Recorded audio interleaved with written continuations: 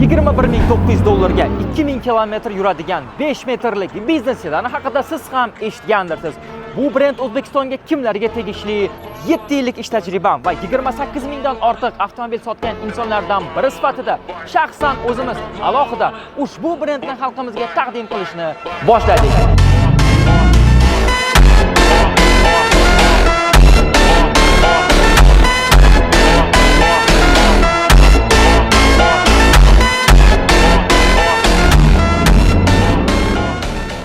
Rove, o'rindiqni tushir.